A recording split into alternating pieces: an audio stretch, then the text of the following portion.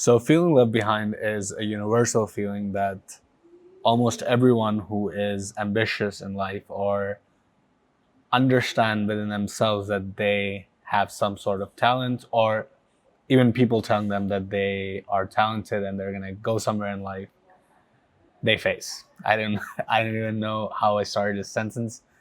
My point is that almost all of us face somehow the feeling of feeling left behind. And it's honestly a sucky feeling. We don't want to feel left behind. We would like to feel, especially as we're aging, that we are appropriate for our current age or current part in our life. I recently turned 30, and 30 is, I think it's a very interesting time to think about or reflect on where you are at life, because you're no longer in your 20s and you're not old, but you're not in your 20s, right? So you left behind the first phase of adulthood, and now you're entering kind of older territory. And it's interesting because most of the people that you see who have been achieving their dreams, they more or less are accomplished in their 20s. Like musicians are not usually popping up when they're 30, right? There are no basketball players that were discovered after 30. So, whatever you wanted to do in life, be it maybe you wanted to be a filmmaker, maybe you just wanted to have an X amount of savings by this age, all of those things you just look back at and you're like, okay, these are the things that I don't have in my life right now, and I'm no longer in my 20s. So it's a very difficult phase to generally face, but it's not also just reserved to 20s. One of my friends, he's 23, and he was able to retire his dad. He currently pays for the school tuition fee for his sisters, and he still feels left behind because his words, he opened Twitter and he sees someone who's 21 or 19 and they sold $1 million business or whatever. So, of course, this feeling is not reserved to people with an X amount of success. Of course, at this age, at his age, he's much more successful than I am at my age. And maybe he's much more successful than a lot of people at any age, actually. But even he is not granted the freedom from feeling left behind. So, what I wanted to do is, because I've been reflecting and pondering over this for quite a while since I turned 30, I wanted to talk about how I'm dealing with it. So, what I'd like to share with you guys is more or less a makeshift framework that I came across, that I realized, that has helped me now be much more focused towards achieving my current goals and also not feeling like shit. So, I'm going to start with defining success. Okay, so this is a very important one, and I think my aha moment that I had around this whole subject was when I was trying to define success. So, for example, if you're a basketball player and you're the number one scorer in your league, or you're a combat sports person, a boxer, for example, and you currently have the world title in your weight class, that is, of course, the definition of success. But is the person who's right next to them, are they successful? They're still able to make income from boxing. Actually, they make millions, but are they successful? They don't have the belt. They're actually at number 2 right there, but they don't have the belt. Are they successful? I'm pretty sure they are, because they have reached to a success where there's only one person in the world that is better than them. That is amazing levels of success. But what about the 10th guy? Like, they're ranked 10th, for example, in the same weight class. They're successful as well. They're extremely successful because they're also part of the 0.01% of the elite boxers, right? What about the guy who makes a living out of boxing? They're not in the global 1,000, but they're able to make a full-time living from boxing. Are they successful? I'm pretty sure they are, because Why would they get paid for boxing if they were not successful or if they were not good at their craft? So there are always levels of success. And also, a lot of these levels are not defined by your personal greatness or your personal a lot of things. For example, there's obviously a boxer who never became a boxer because he died of COVID.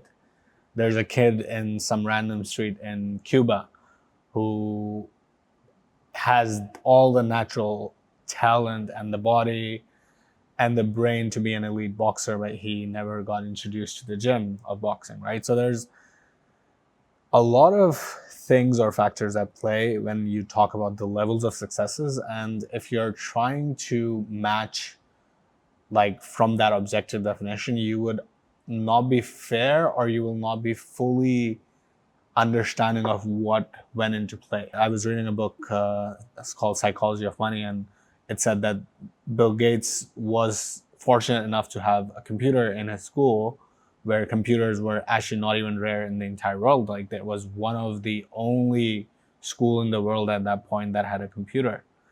And he was lucky enough to be a part of that school, and then he was able to program and able to build Microsoft at a very early age when people like him did not have the access to that, right?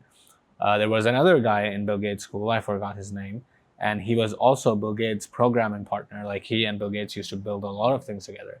But this person, unfortunately, met a snowboarding accident or some accident while playing sports, and they passed away in high school. So it was not their fault to have faced this strategy, but they could have been as successful or even more successful than Bill Gates, but they met their fate at that point. So what I'm trying to say right now is, if you're going to try to match your success level by some random person that maybe you see on your Instagram, maybe you even know them personally somehow, you will never be able to identify what circumstances led them to this place. Now, I'm not talking about using these things as excuses or just accepting your fate because nothing really is under your control. But what I'm saying is, circumstances play a role, a bigger role than we like to give it credit. You can say circumstances, you can say luck, you can say all of these things, but just acknowledging the fact that it's not entirely up to you where you end up in your life. If you try to compare yourself to that, then there's no comparison, because you guys both were dealt very different cards in life. So the real discussion is defining your own success. Like, what is that you would like to accomplish right now? Or even if you're trying to compare, then you compare, where did you have planned to be by this age? Like, where would I have been at 30? And if I'm not at that place, what were the circumstances that were true to me that led me to this place, and why I wasn't able to achieve those things? Okay, so that is the number one thing.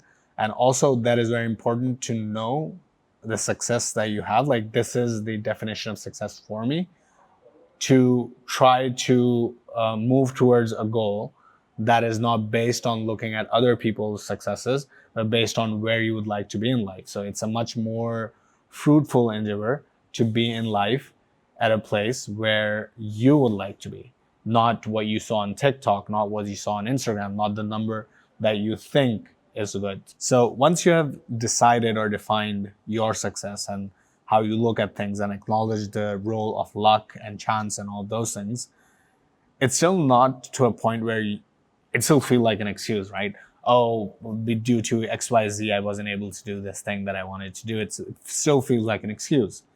And in order to address this second part where you're like, why am I making excuses? Like, I should just take responsibility. You should, actually. And the second part of the equation is what I like to call the wheel of life. So the wheel of life is considering life from a more holistic point of view than looking at it from a tunnel vision of this successful thing. So as an example, you wake up, you eat food, you maybe attend to your family, you have some friends, you have some hobbies, you have some things that you do other than that place you wanted to be successful. And you're an active participant in this whole wheel of life where you're doing a lot of these other things, right? So when you say you're not successful in something, let me just take one example. So when you say, I don't have X amount of money for a reason, for whatever reason, are you able to look at the other areas of your life that you were able to get some success? For example, I might not have as much savings right now as I would like to have. I acknowledge that. But also, I was able to travel a lot more than how most people do by this age, and it has really given me a lot of value in terms of understanding the world that I live in. It has given me timeless friendships. It has given me experiences that I could never forget and positively play a huge role in my life. So from face value, I can just look at my savings and I can look at someone else's saving at that same age, or I can look at some of those YouTube videos that says, this is how much you should have saved by the age of 30, and I can feel bad about it. But also, it's not a holistic image. I did not save as much as I wanted to because I traveled at a younger age, and I wanted to experience those things because I wanted to learn more about the world that I live in. And I have no regrets. Like, I am much better in a lot of places in my life because I chose traveling. So someone can look at my savings and someone can look at their savings, and they can say that, oh, they're more successful in savings than I am. But they never look at the trade-off that I did with the savings and how it serves me in a lot of cases. Maybe it could even make me more money eventually because I have such a more vast network than I did have before I started traveling, right? Maybe it could open up some financial opportunities. So we're not looking at it that way, right? In another way, I prioritize health. A lot of people prioritize health, and prioritizing health is time consuming, right? So you have to really figure out what to eat. A lot of times you have to probably cook it because you might not find something as uh, apt to your needs because you're now trying to eat healthy and trying to eat a certain percentage of protein and all of those things. You're also going to the gym and you probably spend at least an hour working out and then warming up, going back and forth. And then you're also prioritizing sleep. So you're sleeping 8 hours a day and you're not compromising on your sleep. And someone else is not going to the gym. They're not going to eat any good food. They're eating noodles. They're probably sleeping 6 hours or something like that. And because of that, they are able to accumulate a lot more hours or mileage in their work, and you are not able to do that. And because of that, they're more successful in the objective term at work, and there's no refuting that they have achieved more objective success than you. But you're healthier, and because you're healthier, you're able to feel good about yourself. So maybe they're more successful, but you traded off his success or her success with more peace of mind, or with a longer life, or much more balanced life that makes you feel healthy, or at least makes you be happy about what you have. And maybe because of their lack of exercise, good food, or sleep, they are successful, but they're unable to even enjoy that successfully because they are struggling with their entire body and their entire existence. So when we look at things from a success point of view, we often miss out on the things that are not really counted. So looking at success from the wheel of life and being able to see that, okay, maybe in this domain, in this career domain, I'm at a 6 out of 10 because I wasn't able to focus. But my relationship domain, because I put in effort with my family or my friend or my spouse or my kids, I have a great relationship. And maybe this other person, because they were trading off their time with family, friends, whatever, they didn't have such great social life.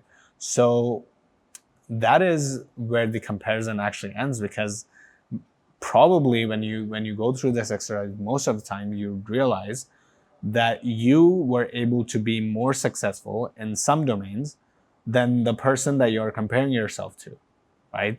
And they were more successful in other domains, but they might be struggling in some domains that you're successful in. So more or less, or in most cases, it would be a very similar playing field, where you have sacrificed some things, you have traded off some things, but you are also with some other things. And of course, the goal is to have maximized everything in the wheel of life. And for example, now you're like, I want to now focus in on my career.